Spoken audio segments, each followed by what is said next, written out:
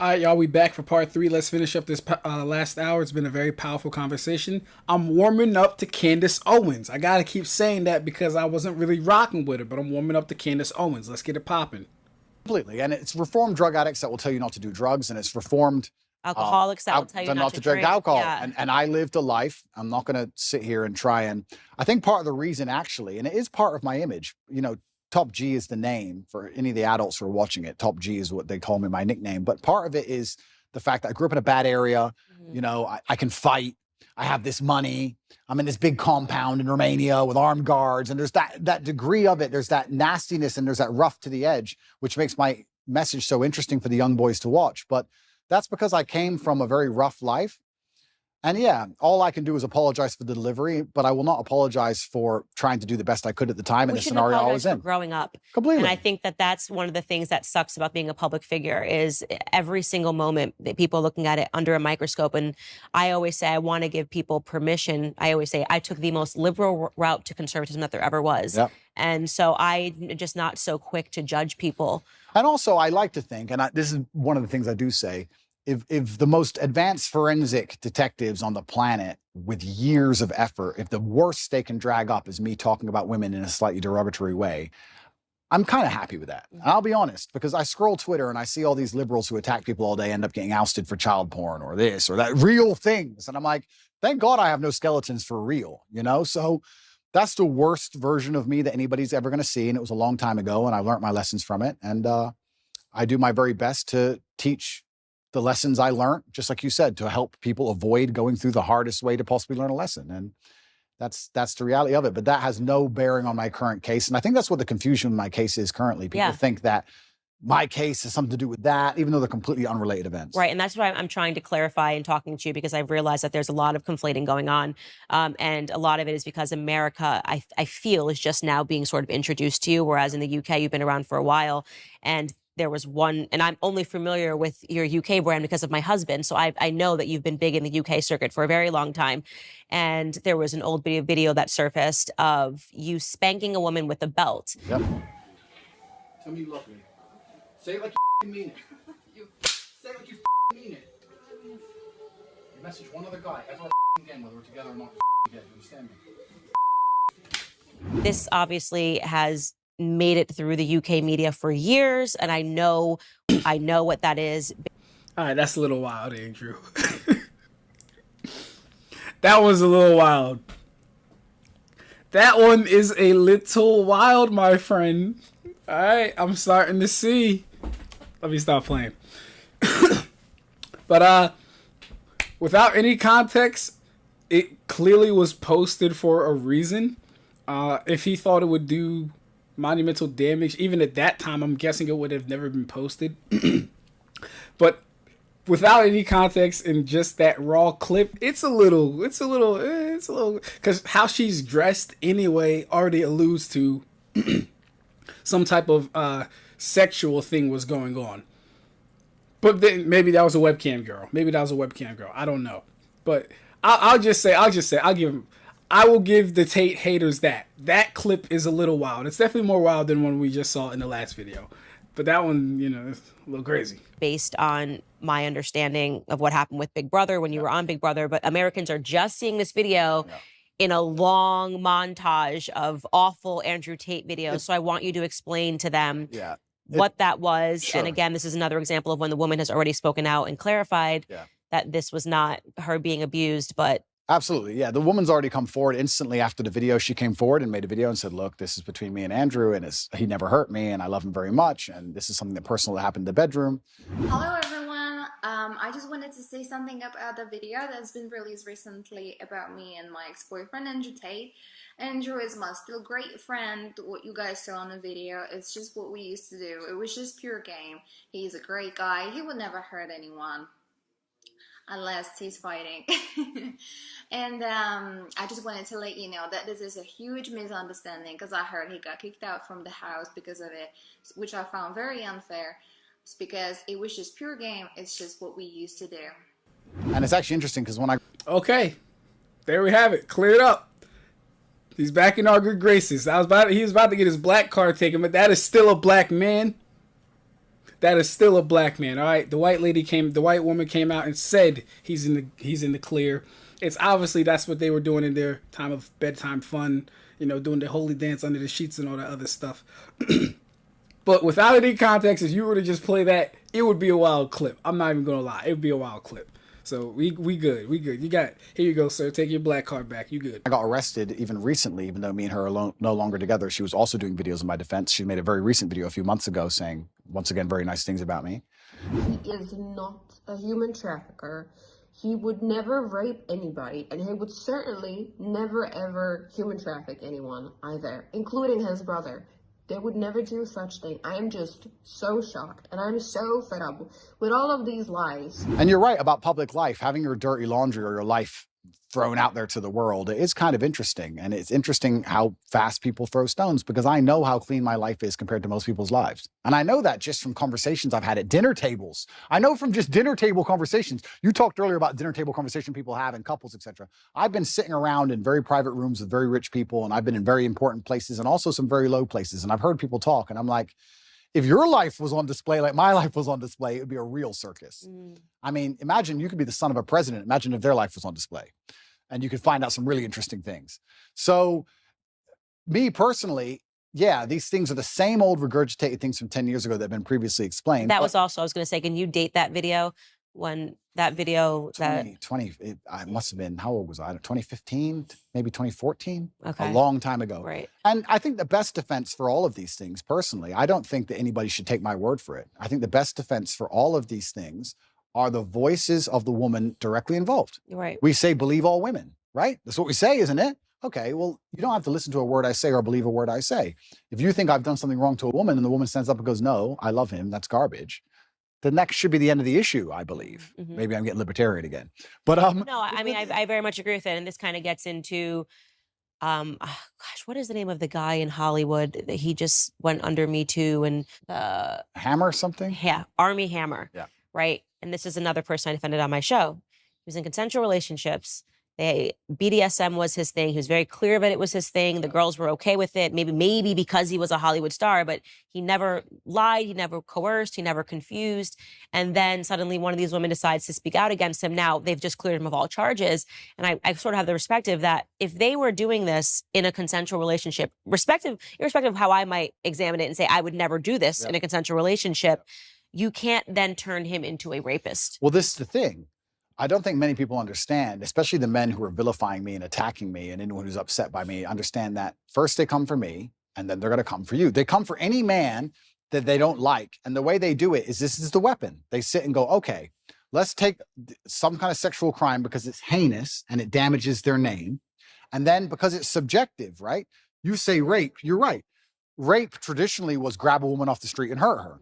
Well, he didn't do that, but he did have a consensual relationship for years. And then now his girlfriend can be convinced to turn on him for a paycheck because the media will hype her up, make her famous, and pay her a wage.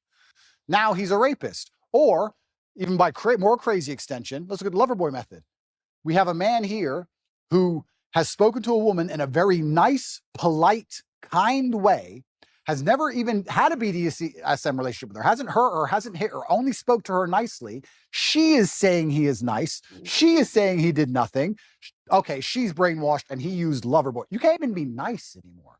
You can't even be, if the government want to put you in jail for sexual crime, you can be a man with a woman, speak to her with absolute respect. She can love you with all her heart and say he has never hurt me, and you are still a criminal. Right. Right. Think of the mind bending. It's crazy. As a man, you're not safe. You're not safe. If they want to get you, they're going to get you, and they're going to use this avenue because this is the most heinous possible crime you can be accused of. The process itself is the punishment. Let's look at what's happened to me. All those months of investigation. During all those months of investigation, there are pages and pages of files. Everything I did, everywhere I went, they were looking for me to break a law. I don't break laws. If I had even sped in a car, if I had littered, if I had done anything, it would all be in the case file. So they're spying on my entire life trying to find a crime. They can't find one. Then they go through my entire personal life, which is now all over the internet, leak it all over the internet. So you go through the embarrassment. Then they seize all your money. $15 million have taken of my money. Then I went to jail for 3 months. Now I'm on house arrest. By the time I'm found innocent, I've been punished. The process is the punishment. The process is the embarrassment. The process is teaching you a lesson. So it's not even about innocent and guilty. I don't think most people at home understand that if they want to hurt you, if you get to a level of influence where powerful people go, we have to damage this guy's name, we're going to accuse him of a sexual crime, it doesn't matter if you can prove yourself innocent 3 years from the point they accuse you, because you've already been wrecked. That's the entire goal of it, right? So now we're living here. I'm sitting here as a person who's accused of a crime. The victims are on my side. There's no one against me but the state. I've done nothing wrong. Yeah, real quick. Accusations are a B.5, yo. They are a B.5. You can just look at the Johnny Depp thing. He got pulled from all his movies because of the Amber Heard thing. The Jonathan Majors joint. He got pulled from every Avengers thing in the future, and he wasn't even found guilty yet. It's a very crazy world where you can just accuse people, and they'll have to suffer for the things that they're accused for before they actually get convicted of the things that they're accused for. It's just very crazy. So he's absolutely right on that. There's these Twitter detectives, Twitter internet detectives, who know who funds them, trying their very best to prove me guilty for no reason by taking old videos and conflating the issue and trying to make it complicated when it doesn't need to be.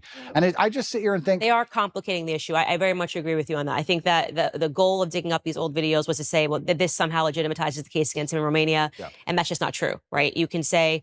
You even said it. You're not proud of these videos. You can say, I think Andrew Tate is immoral. I think the things that he said here are not principled. They're trying to say that because of things that you said 10 years ago, you shouldn't have a platform to speak to young men today.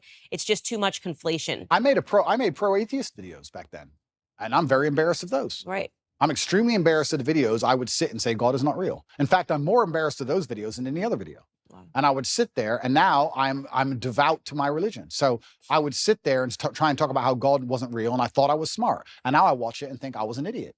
And I like to think of myself as a pretty wise person. I wouldn't have a platform if I wasn't wise. And I'm 36 years old. But at 25, I was a dummy. And I think that any 36-year-old, if you were to ask him, were you a dummy at 25? I feel like young men especially take a little longer to completely, you're full of testosterone. I was making money. I had a Lambo. I was fighting. I was beating everyone to pieces. I had a few hot girlfriends. I thought I was Mr. Hotshot. Yeah. Like, is that the worst thing in the world? Like, who isn't? Right? So, yeah, it's very interesting that they're going to attack me with these forever, and that's fine. I do believe, however, that Allah is the best of planners.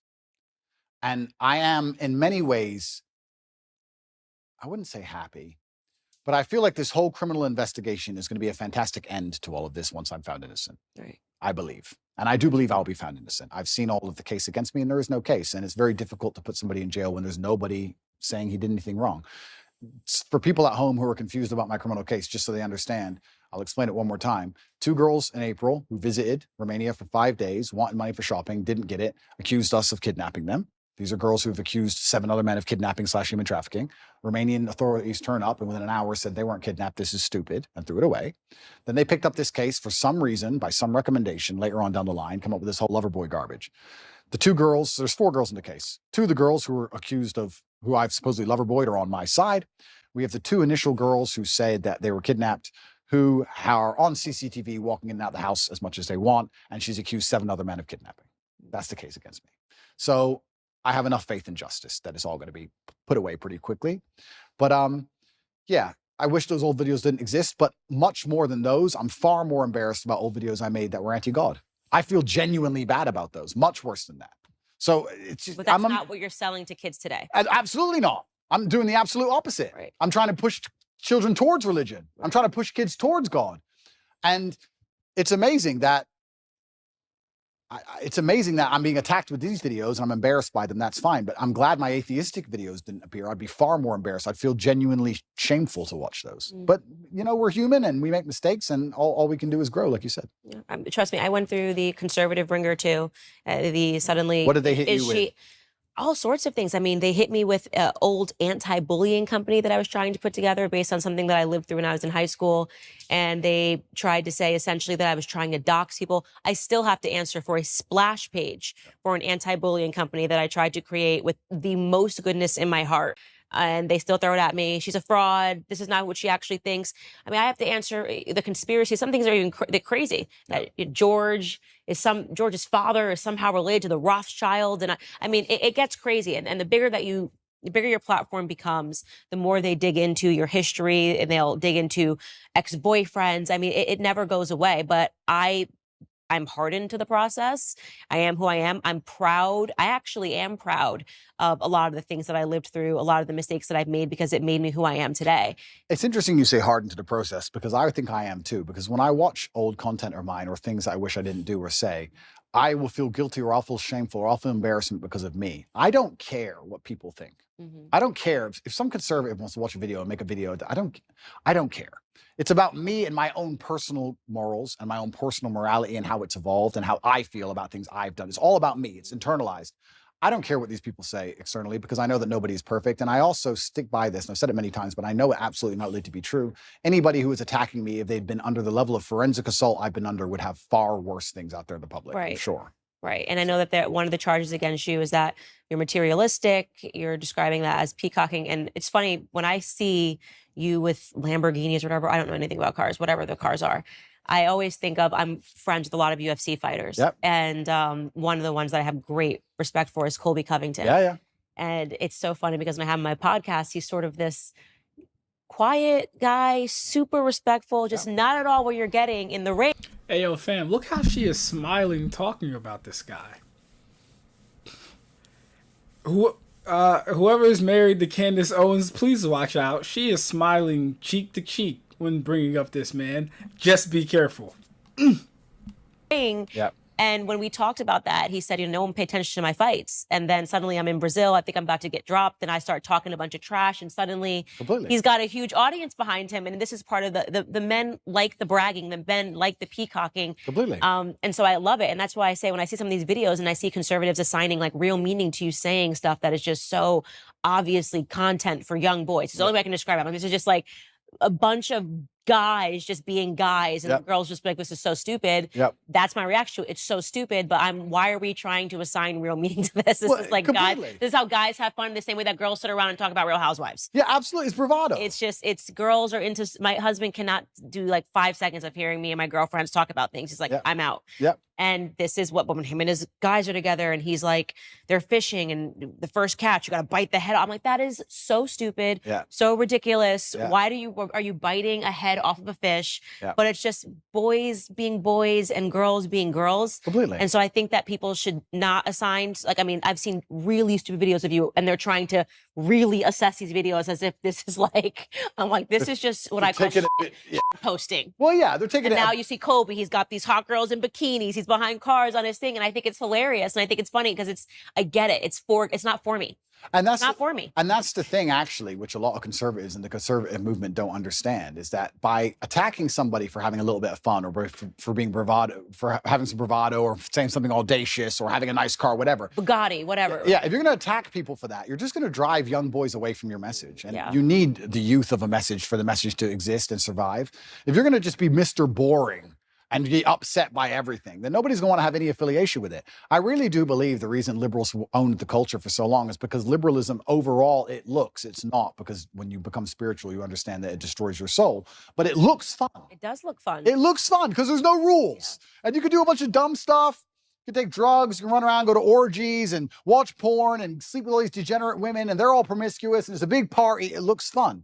And we talk about culture and how important it is to win the culture. Okay, well, then I come along and I'm largely conservative minded and I have this massive fan base, and then you're going to attack me and say, Andrew has a car and that's bad. Well, they're like, is that the fight you want? Is that how you're going to win this culture war? I very much separate myself from the conservatives that do that. I'm like, this is, on my show, I'll show a clip and I'm like, I can't believe this is even being passed around as something that should be taken seriously. It's so stupid. It's so ridiculous. It's so obviously content for guys. This is what I imagine if my husband left to his own devices and he's around all of his lads in the UK. I mean, the stuff they talk about is just so stupid. But then he thinks the same thing about me when I'm with all of my girls. It's so stupid. And we do need to stop being so severe. Okay, it's materialism. Okay, I get what you're trying to say, but also this is just fun content for guys. But then let's also talk about the materialism thing, right? Because it's interesting to me that conservatives will sit and say, oh, materialism is bad or it's anti-Christian, etc. And I understand where there might be a point to argue there. But I tell you something, if you're completely and utterly broke, then you need the government to eat, then you're in a lot of trouble. We talk about the matrix and resisting the matrix. One of the tools to doing that is financial freedom. And that's just one of the baseline realities of it. I'm not saying you should sell your soul for money, absolutely not. But if you want to truly resist the matrix as a whole, you need to have money to do it. It's pretty hard to do when you're broke.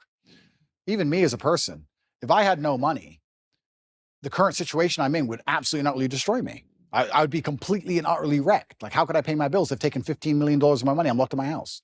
So you need to have a degree of financial freedom. Otherwise, you're going to end up just doing what you have to do to eat. You look at these people in England. There was a video that recently was on Twitter. I felt really sad when I saw it. It was a workman taking down the British flag and putting up the pride flag. And someone shouted at him, "Hey, bro, you're removing the wrong flag." And he goes, "I know, mate, I know." You're taking the wrong flag down, mate. At least you know that. But he had to pay the bills. He has to feed his family. What can he do? He's a flag hanger. All he can do is hang the flags. If he doesn't do it, someone else will do it. He loses his job.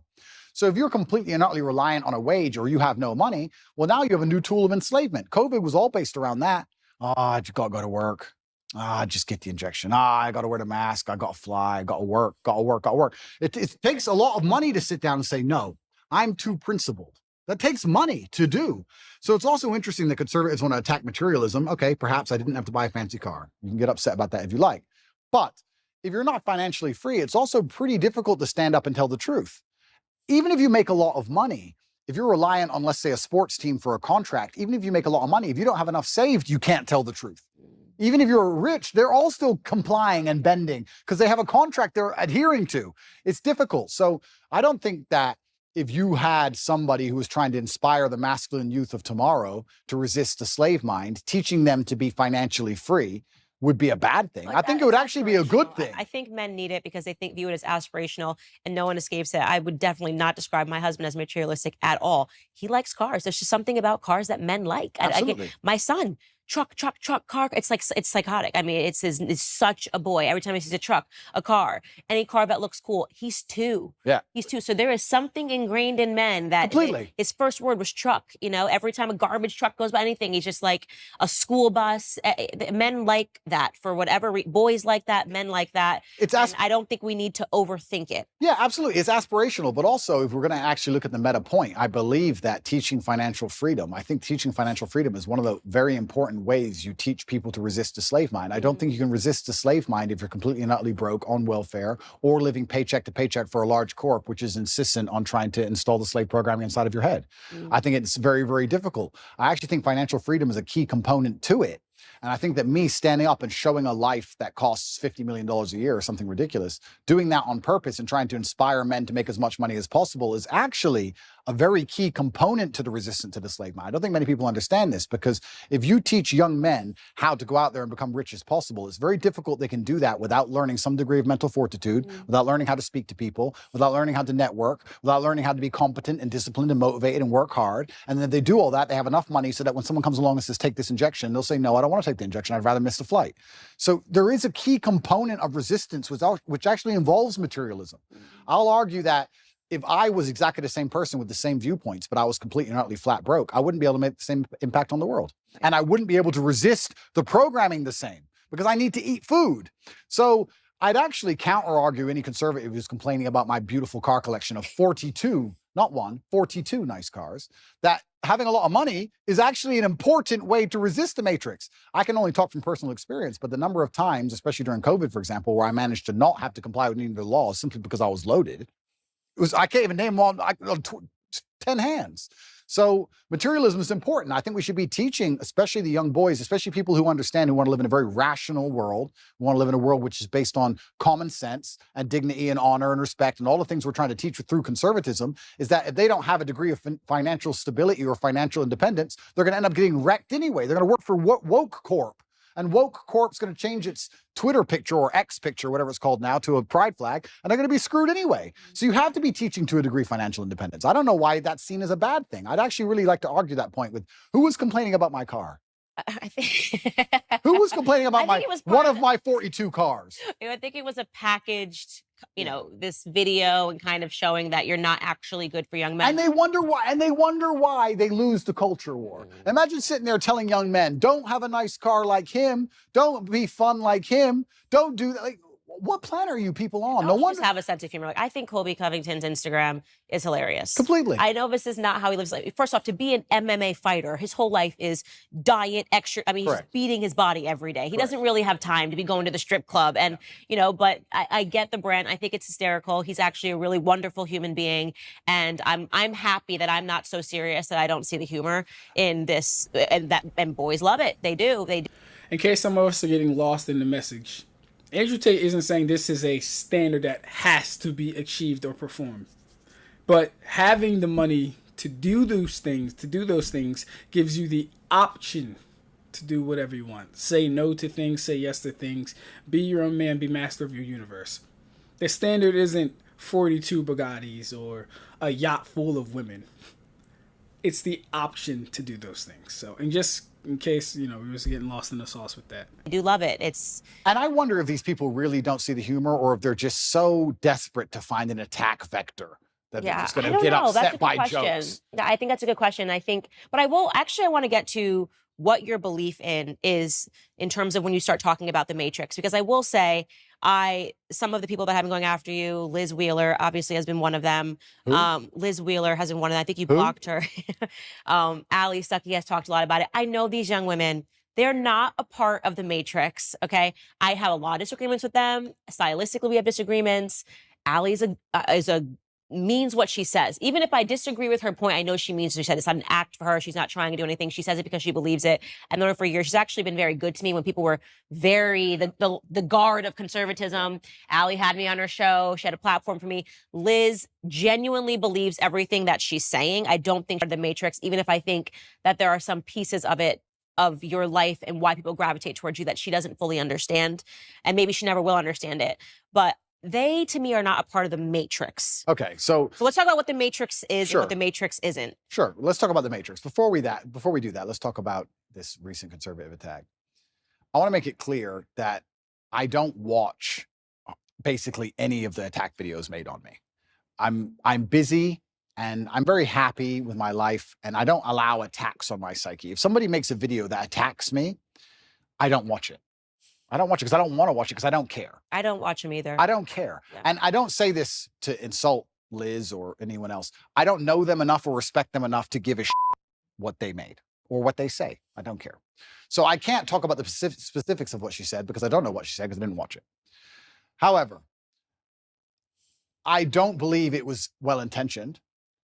I think that there is certainly a degree of jealousy that came with my massive influence in the number of views I got on the Tucker Carlson show. I think that the fact that 10-year-old videos, which have been debunked 30 times, are now coming up again is not well-intentioned at all. But I can't be entirely sure of that. So I can't comment specifically on their attacks because I haven't watched their attacks. I think they're seeing those videos for the first time. That's why I said I'm trying to bridge the gap between I only knew about those videos for a long time because I've been paying attention to your UK career. Yeah. I don't believe these people have been. I think the first time they were introduced to you was on Tucker Carlson's interview. Yeah. If I'm guessing, I have not spoken to them, but so they're just seeing this. Then somebody starts circulating old clips and they are like, oh my God, this person, this must be true. Again, guessing, have not spoken to them about you at all. Got it. Well, it's up to them to come to their own conclusions about me. I'll live my life and I'll continue to live my fantastic life and I'll be the best person I can be, and they can come to their own conclusions. They can make videos in support of me or attacking me for the rest of human time. I'm not going to watch any of it. I'm not interested. Right. So that's those two. But in regards to the Matrix as a whole, the Matrix, I believe, and I use the term The Matrix from the movie because I think it perfectly describes the world we're in today. I believe we're living in a false reality which is projected inside of our minds and it's designed to distract us long enough for our bodies to be abused. In the movie, it's for body heat. In the real world, perhaps it's for some physical labor. But I believe that we're not living in a real version of reality. I believe there are gatekeepers on the truth, the agents, who try their very best to keep us asleep. And I think the end goal is to keep us distracted long enough for our body to be utilized and then for us to die. Who is the Matrix and what is the Matrix as a whole? I have to be very careful what I say, and I don't want to get in too much trouble. But I think anybody who is perspicacious enough to understand how the world works understands that the media machine is trying very hard to keep us convinced of certain ideas and also to keep us arguing about very unimportant ideas. So people behind the media machine who decide what goes on the news can do whatever they want to do. Mm-hmm. And the things they do usually have dire consequences to all of our lives. Right. So I would say that the Matrix as a whole is the media machine from the projection point of view, and that the people who control the media try very hard to make sure they have ultimate control over all governments and all important decisions on the planet. I agree.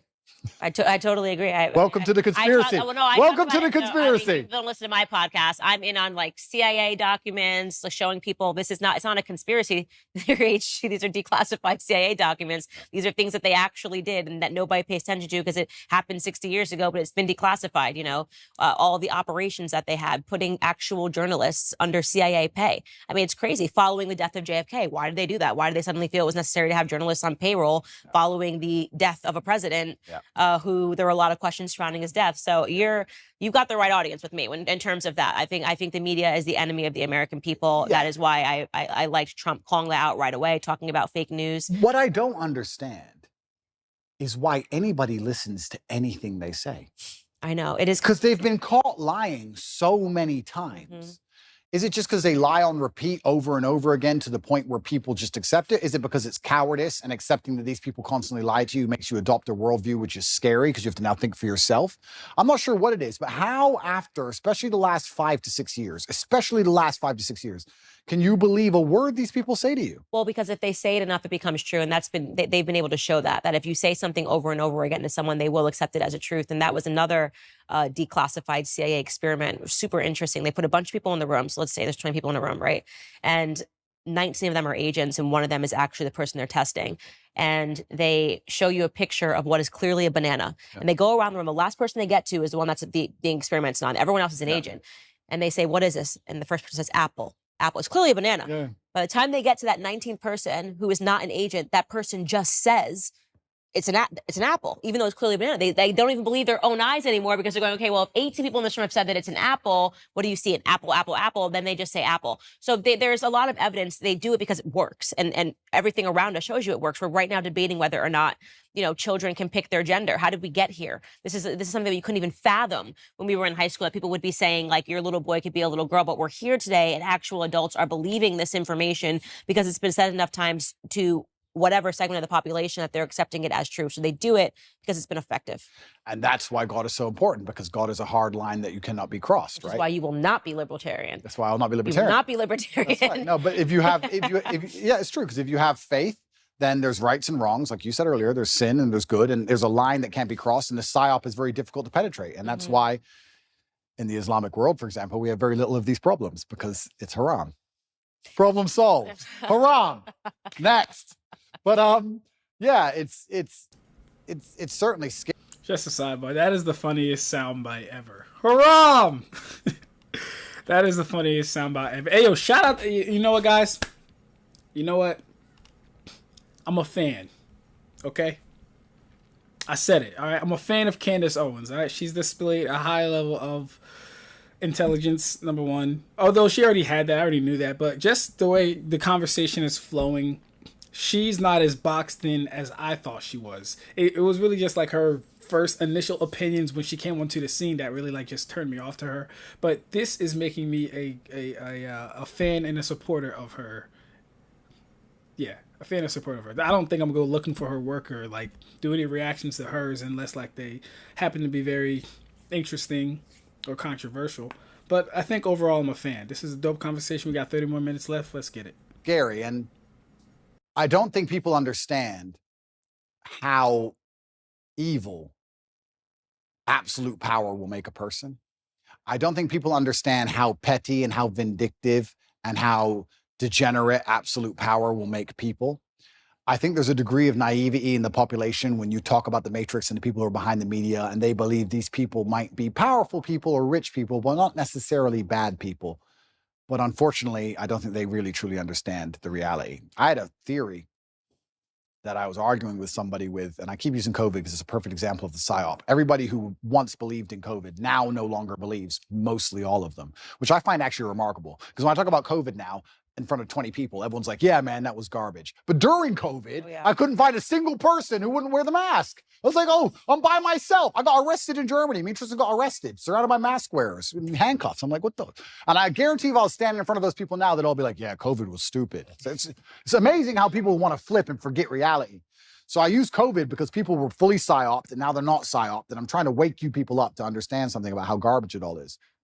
I'm trying my very best to make people understand that the people who make the news have no interest in you being informed. Why would they make the news and broadcast it to you everywhere for you, little Mr. Nobody, to understand how the world works?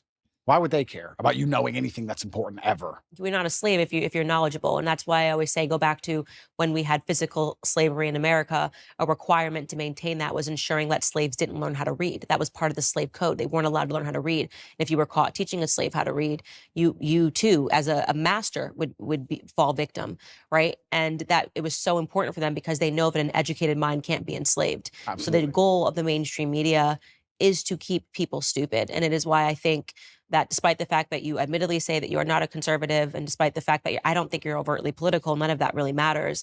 I think what matters now is what you will do with the platform that you have, Completely. what impact you will have. Completely. And inspiring people to free think and to not believe all the slave programming which is told to them and to not just follow lockstep with the lies that are given to them, I think in and of itself makes you a conservative and to a degree makes you political. Unfortunately, now that's how the divide exists. If you're teaching people to think for themselves and be strong people of agency and self-respect, then you're going to be on one side of the political spectrum. And if you're teaching people to be the absolute opposite, you're going to be on the other side. And by extension, I guess I am political and I am conservative just because I'm telling men to stand up and to be strong and to think for themselves. And that makes you resist the slave programming. And I like to believe that the conservatives themselves have resisted slave programming the most. But yeah, it's a scary world we're now living in where things that I'm saying, which were basically completely accepted by the entire population 15 years ago, are enough to make me the most hated man in the world. Isn't that crazy? I think the things I'm saying are things that were widely accepted for a very long period of human time. I think they're the things that are still widely accepted in most of the world today. I think it's the decadence of the West that allow us to pretend these ideas and these realities don't exist. And I don't know how long we're going to last under this false reality. I don't know how long society can possibly function with the insanity that they're trying to purport on the population of the West. The fact that so many calories in the Western world, genuine calories from food and human time, is wasted discussing pronouns and trying to get somebody's pronouns correct in a sentence that they've made up, which change at random. Think of the absolute insanity of that. And how long can a society actually function with that degree of decadence and absolute asinine behavior? I don't know how long it can even function anymore. I think the West is in a lot of trouble. And it's almost like, especially certain talking points, and I find myself guilty of it as well. We talk about certain talking points which are pushed to the front. And I kind of feel like they are a mass distraction. They have to be because they're so ridiculous. But the problem is, there's a certain percentage of the population that genuinely believe them. I would love to live in a world where they try and push the idea that a man is a woman, or that a man can change to a woman and then compete in women's sports without an advantage. I would love for them to try and push that idea and for everybody to go, this is stupid. Next. No. But because some people believe, we have to now waste our time discussing and debunking the most obvious, hello, water is wet. We have to sit here and talk about the sky being blue for days and weeks and years almost at a time. Talk about the ultimate distraction tool by the Matrix, for them to sit there and go, you know what? Let's come up with some absolute garbage and let's throw it to the front. And the smart people will fight against it, but enough dummies will disagree with it. And that'll keep them distracted while we do something that matters. And I even find myself falling victim to it because it's so necessary, because a certain subsect of the population is so dumb that they believe it. If people were all just a little bit less receptive to the slave programming, everyone would stand up and say, no, you're gonna try harder than that next. And we could discuss something that actually matters. And this is the point I was gonna say earlier about COVID. So, COVID, I think a lot of people do. Yo, shout out to Andrew Tate for being a amazing speaker and amazing talker. That was crazy. He talked himself back into his original point that he forgotten. That takes somewhat skill and a little bit of like craziness, honestly. Like, he had a whole conversation and he talked himself out of it, and then he talked himself back into it to make it like full circle. Yeah, now shout out to him. Shout out to all the people who like speak very well. I'm learning from them all the time. Yeah, I'm not even going to name them because I don't even want to name drop, but shout out to those people. Do not understand how petty and vindictive power can genuinely make somebody. And I had an argument with a friend of my brother about 2 or 3 years ago during COVID, when you had to wear a mask when you went in the restaurant, and then you sat down, you took it off, and then you ate, and you put it back on to go to the toilet, and you took it off. And I said, I hope you understand there is someone somewhere, some billionaire on a yacht, who is doing this as a compliance exercise, as a joke. I know. As a joke. And he goes, why would you do all that just for a joke? Because if you're in charge of the entire world and you have unlimited money, what's going to make you happy? A Ferrari? You've had Ferraris your whole life. Boring. All that you care about is power, compliance. It's all funny to you. It's vindictive. It's petty. Why not? You're in charge. For the same reason, if you're in charge of a big company, you're like, I want you all in at 8:45 tomorrow. Why not? It's a power play. Ego, status, respect, all the things we were talking about earlier. These people are born into massive influence. Money doesn't make them feel powerful. They've never worked for anything in their lives. Now they have a little bit of control over you. They're going to make you do some dumb so they can laugh at you. I'm telling you, it was a joke. I say the same thing. I'm like, there's no way they're not just playing like Simon Says to see if they can actually make people abide by these things, and people keep actually abiding by them. There's no way that they're not sitting back laughing. It's a joke. They must be laughing because it's so preposterous. And people don't understand that there are people in the world who have power who are literally vindictive enough to just mess with the entire populace for a joke. And I don't think people understand when you look at the Matrix as a whole, and you talk about the media machine and how it's trying to push these ideas on you and the people behind it. The people behind it do not have any kind of genuine intention. Their intentions are absolutely and utterly selfish. They want to feel good and feel powerful no matter what it takes.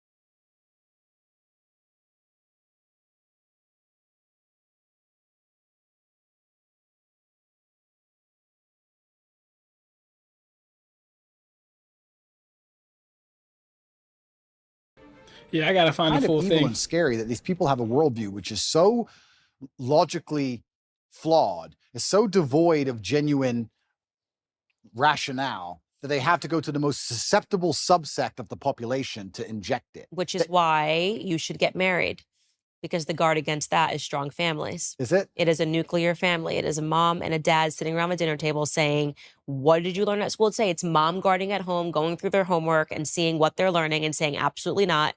And it's dad going to work, building, and that nuclear family is the only guard against handing over your children to the government, which is why in the next 5 years, I just think you should get married. The only guard except Islam.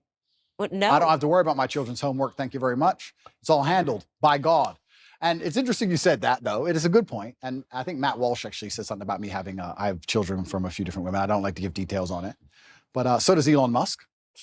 And I do think, although this may be elitist, I will state here that at a certain level of finance, it's not the same crime as it would be if I was a traditionally financed individual. I can afford 2 or 3 families, and I can afford to see them all. And I can afford to go to 3 countries in a single day on my jet if I need to.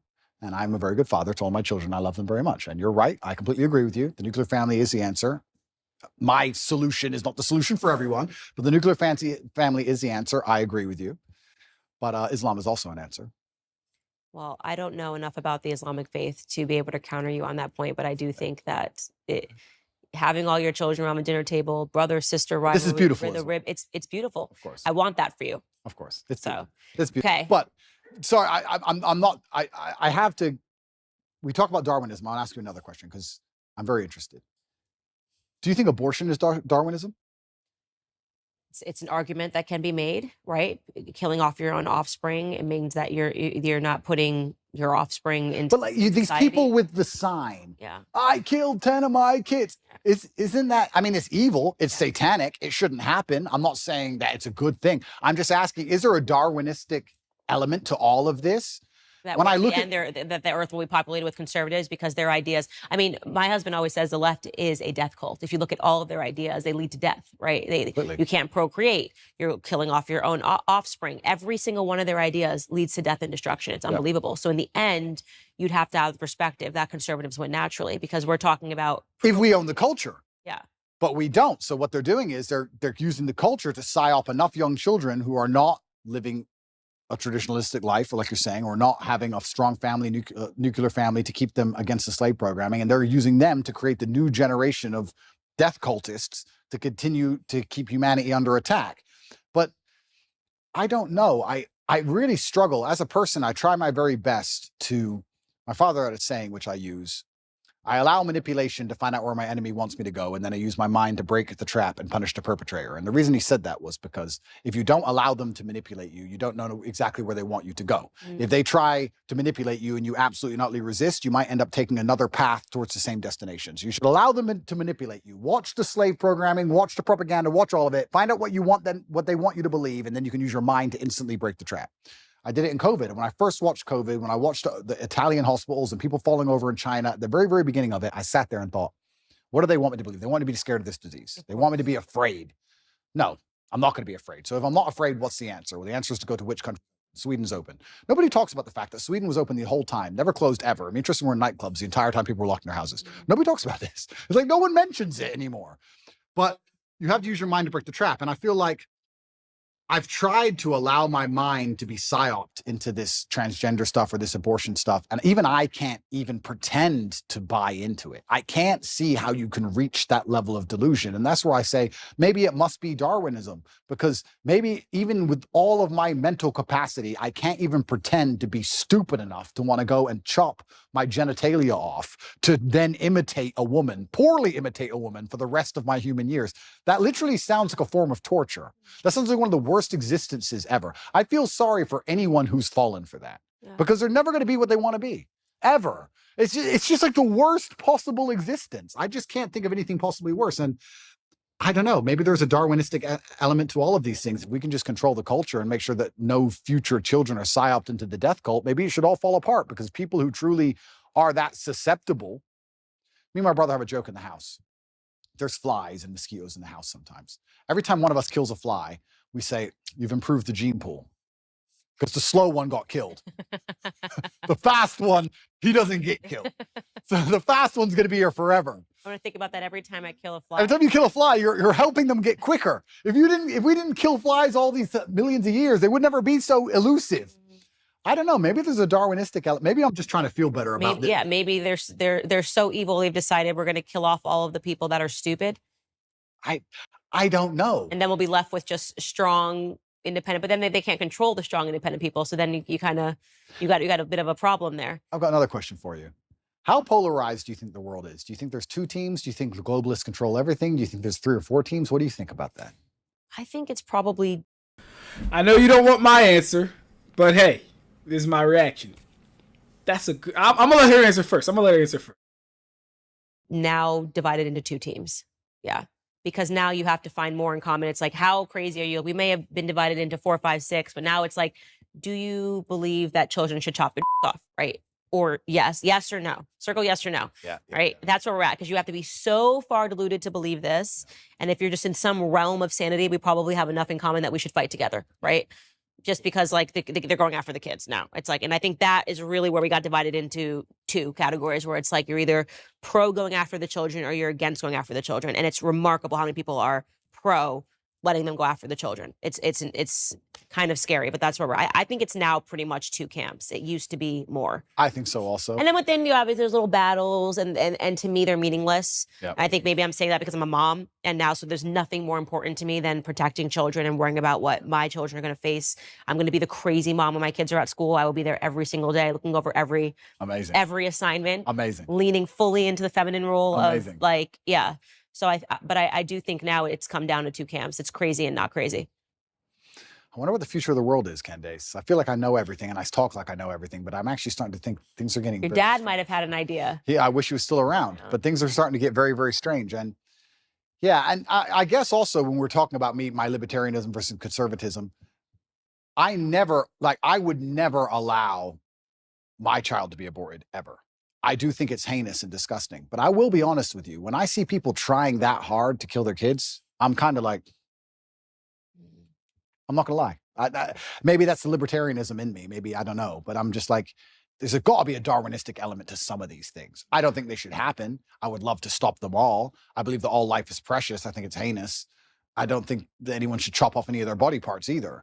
But it does get to a point where it's just like, if you're that desperate to damage your own life and damage yourself, am I the person who's going to fight for you? I don't know.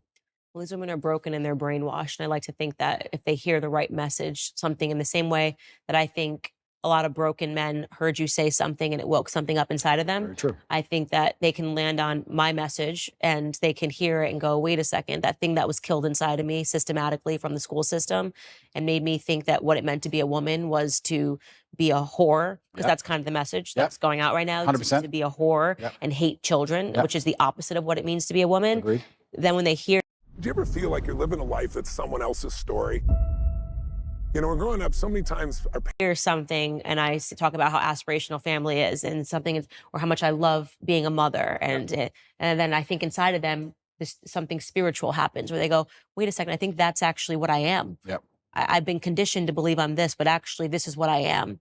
So I'm more hopeful that the more that we have better pillars in society, that we have people speaking out on the opposite messaging that Hollywood is bringing, on the glory of being a woman, on the beautiful of the yin and the yang, on that submission in a marriage is not a bad thing. Actually, it's a beautiful thing. I agree. And these messages have been perverted, that we make a difference. And I think we know we're winning. No, we are now winning. They want censorship. Now they want the people taken off the internet. Now they want this person to go down. And that they weren't doing that when they were winning. They didn't care. We were allowed, everybody was allowed to have a platform when Obama was president. Completely true.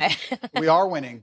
And I just think it's an unfortunate of the human condition that people don't really like to learn lessons the easy way. They have to learn them the very hard way. And it's very difficult for us to sometimes sit and tell people the truth, and they just don't want to learn it until it's too late. I like to think that these women who hold up these I lost 10 babies, I killed 10 babies signs will one day wake up and feel very sad about what they've done. And they will definitely. And it's possible. Right? And it's possible. And I think even time will show them, God will show them with time. I don't know how I'd talk someone out of the transgender argument. Like, how would you convince someone who is 100% certain they want to mutilate their body to not mutilate their body?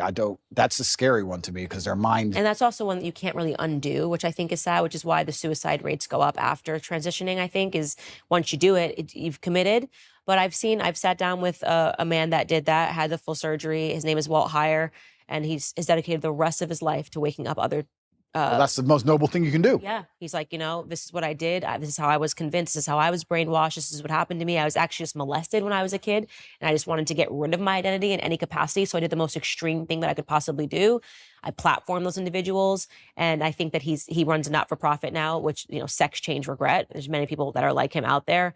And yeah, it's going to take God, it's going to take spiritualism, and it's going to take repurposing your entire life after you do something that extreme. Hopefully, just us having this conversation prevents people from making those sorts of very serious decisions. And, but this is why YouTube will try to censor this conversation. Right? I mean, that's the whole point. Is my face is on it. You're in trouble.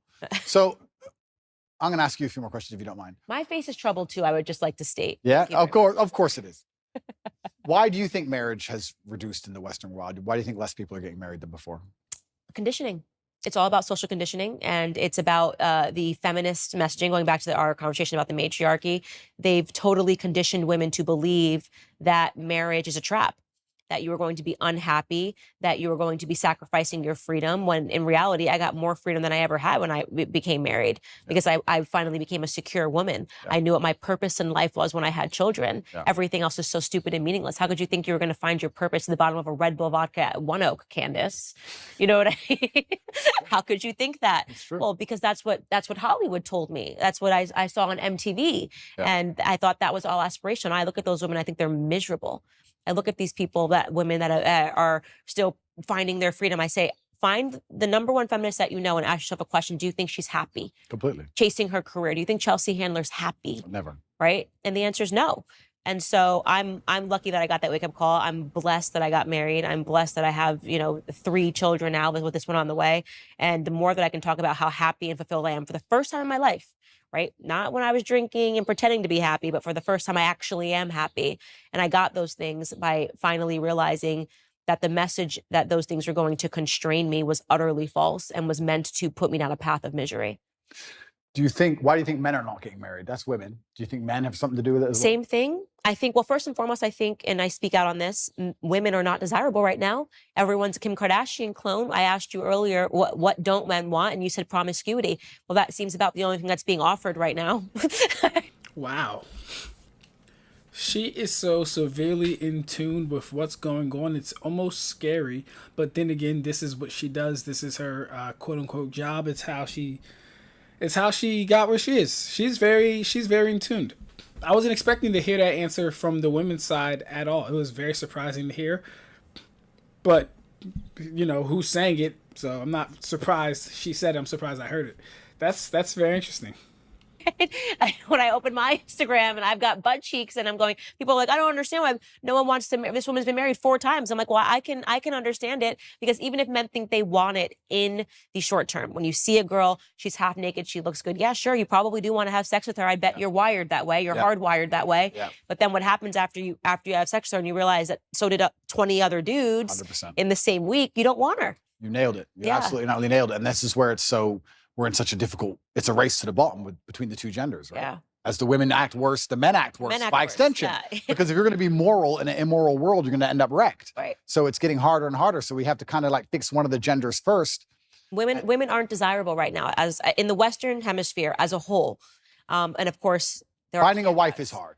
Finding a wife is hard. And it's because women are literally being conditioned to behave like sluts. Completely. And they're also being conditioned to leave the man as soon as things get difficult. There's a lot of programming in this I don't think even many people pick up on, but women are conditioned to act a certain way before marriage, but also during marriage, men and women are conditioned differently. If you have a man who's been married for 10 or 15 years, and let's say he doesn't sleep with his woman anymore, and he goes on TV and says, me and my woman have been married for 15 years, we no longer have sex, I'm not satisfied, I should leave. Everyone will say to him, no, you can't leave. You can't leave her just because she won't have sex with you. Are you out of your mind? Are you crazy? Stick by your woman. She has an emotional problem, etc.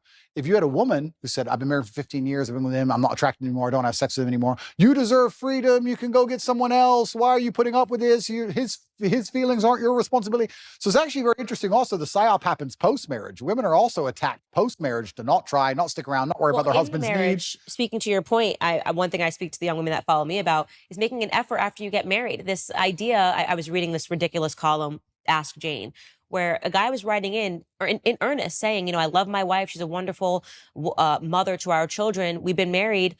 She had 1 child. 2 years later, she gained 50 pounds and hasn't lost it. Yeah. And Jane wrote back to him and yelled at him for saying, he's like, I'm not attracted to her anymore. I don't want to. Just yelled at him for even saying this. And I'm going, no, why are you yelling at him for being honest? The idea that marriage is a finish line is problematic. That, oh, well, I got the guy, I pretended that I like to work out and go to the gym, and now that I've got him, I'm going to gain 200 pounds and he's just stuck with me. That is a poisonous mentality. You should make an effort for your husband. That's part of marriage, is caring about each other, caring about each other's health. Health is wealth. So it's even that is toxicity, to say to a woman, to say to a man, well, you just have to like her anyways. If she's 300 pounds and doesn't care anymore and sits on the couch all day, that's not what marriage is really about. Completely agree. And I think everything in life is rented. I don't think anything is ever owned. I think that your health is rented and you have to pay the rent every day. And your marriage is rented and you have to work on your marriage every day. And your business is rented and everything you have is rented. I think the idea that even owning anything or anything is a finish line is wrong. You don't just start a company and go, okay, I'm rich now. No, you got to work on that company every day. It's rented. You don't just get in shape and go, I'm in shape now, it's done. No, absolutely everything's the same, and a relationship is exactly the same, and I completely agree with you. I think that the breakdown of the nuclear family and the breakdown of marriage in the West is actually one of the ills and one of the big problems with it. I am not married myself, so I'm not being completely, I don't want to come across as hypocritical, but I do think that is actually a fast way to a degree to solve a lot of problems in society. I do think, though, in the current setup of society, I think the reason a lot of men are also rejecting marriage is, 1, because there's not many wives to find, but 2, I think a lot of men find themselves very unhappy in marriage because the women have no interest at all in satisfying them, like you said, or no interest at all in their needs, and they end up scared of divorcing her because they're going to be bankrupt in a marriage where they don't feel respected.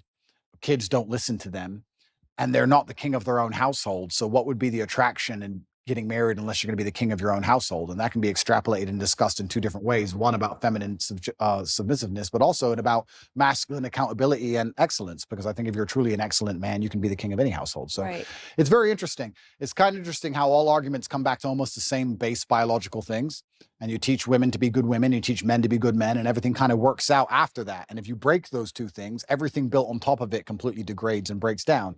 Because even all the other things we discussed how masculinity would have prevented a lot of the COVID crisis. We can talk about how genuine masculinity or a good nuclear family and anti-propagandist dinner table can prevent a lot of this transgender insanity. There's so many things can be fixed with a man being a man and a woman being a woman. It's like the ultimate cure. Is what I always say, and it's so natural defining the roles in the household. So like me, my husband had to sit down, and it just was. I had a natural proclivity to do certain things. Yeah. I always give the greatest example. When a baby is born, the men don't know what to do for the first. You just need your girls. You know, they just are. What do I do? And I remember like thinking about every diaper size, transitioning, what clothes he needed, what onesies, all of the stuff. George, not there, right? Not there. I think Georgie must have been, that's my son's name, Georgie, must have been 2 months old.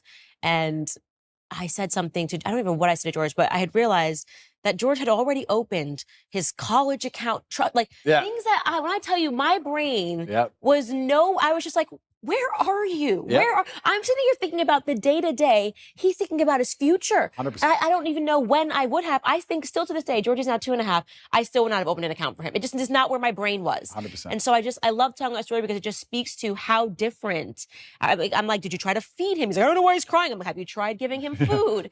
And then he's like, oh, I've already sorted out his bank account. So when he turns 18, I'm like, where are you? Yeah. Men and women are different, and it's beautiful. Those differences are beautiful. Completely. The sex differences are a beautiful thing. Our instincts are beautiful, and we need to stop shunning them in this society. I love being a woman. I love that my husband's a man. We shouldn't be making someone feel badly about being a woman. We shouldn't make someone feel badly about being a man. Well, absolutely. And she's absolutely right. Feminine energy is a beautiful thing, especially when it's harnessed and used in the way it's supposed to be used.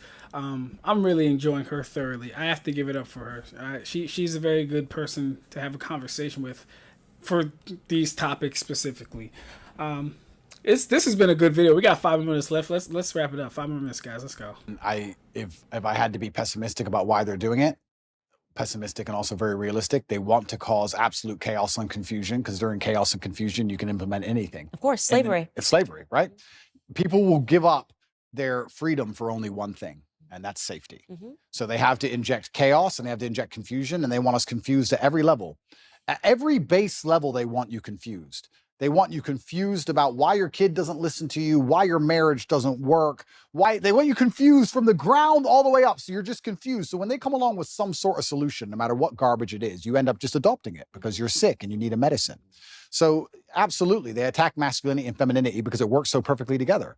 And if they can break that, they can break all of society by extension. And I think they've done a pretty good job of doing exactly that. And it's amazing if you look at these ideas we discuss and how ridiculous they are, and how I feel like it's a psyop to even convince me to waste my time convincing people that a man is not a woman. It's done on purpose because they have the world so confused now that they can come at us with absolute garbage, and it needs a discussion. If we had the basis of masculinity and femininity in the household, how much harder would the transgender argument be to implement? Think about it. Well, she's a woman, I'm a man. No. But now they got people thinking we're all the same. It doesn't matter.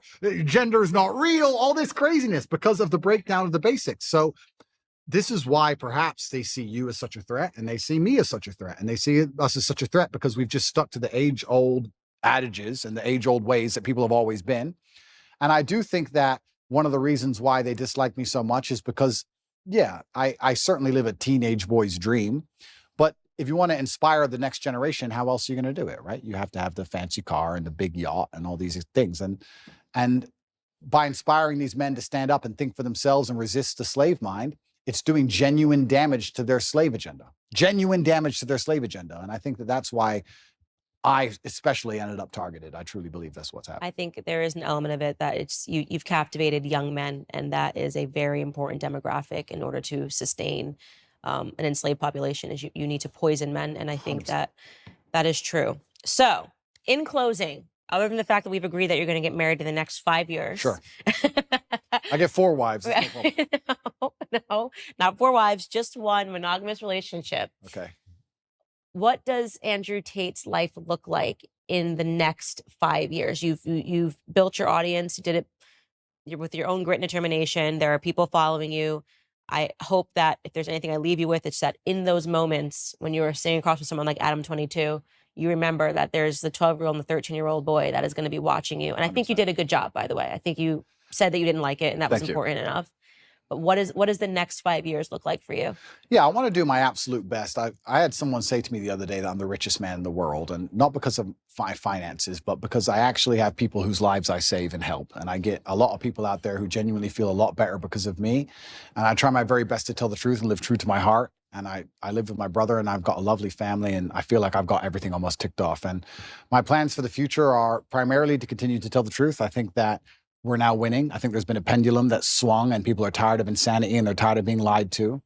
I like the idea of young boys who follow me just doing even one of the tenets I teach. If you want to just work hard in the gym and become a fantastic physical condition, or if you want to get financially secure, just one of the tenets I teach can genuinely improve people's lives. I like the idea of that. And I want to have 10 sons. And I need to make sure that all 10 are Andrew Tate 4, 5, 6, I'm the third, 7, 8, 9, all the way up. And I have to make sure that the next generation are being produced, and they have to be strong enough to deal with a Romanian jail cell and deal with a matrix attack. So it's going to be a very difficult upbringing. And I'm going to make sure that I'm very dedicated and focused on creating the next generation of super soldiers to resist enslavement. So my plans for the future are pretty simple. I'm going to continue to tell the truth. I'm going to live true to myself, true to God. I really appreciate the audience he's given me, and I know that I have a massive responsibility. It makes me a better person. I'm going to be the best person I know how to be, and I'm going to have 10 Andrew Tates. That's my goal. That's the plan. Well, you heard it here first, ladies and gentlemen. If you thought one Andrew Tate was bad, you've got 10 more coming at you in the near future. Andrew, thank you so much for taking all of this time. Such a good conversation. Thank you. That was hilarious. That was a very good conversation, though. A lot of things that you can extrapolate from that, take from it, do what you will. If you're not a supporter of Andrew Tate after this, I don't know what will make you one. All right. Clearly, the man has did nothing wrong except some questionable tweets and videos, which can be explained via proper context. I'm a newfound fan of Candace Owens, thanks to this interview / podcast session. Join me next time. We might have to spin the block and do one of her podcasts. Let me know if y'all would want that. A Candace Owens podcast. Let me know if y'all would want me to react to one of her joints. That might be dope. Other than that, we out.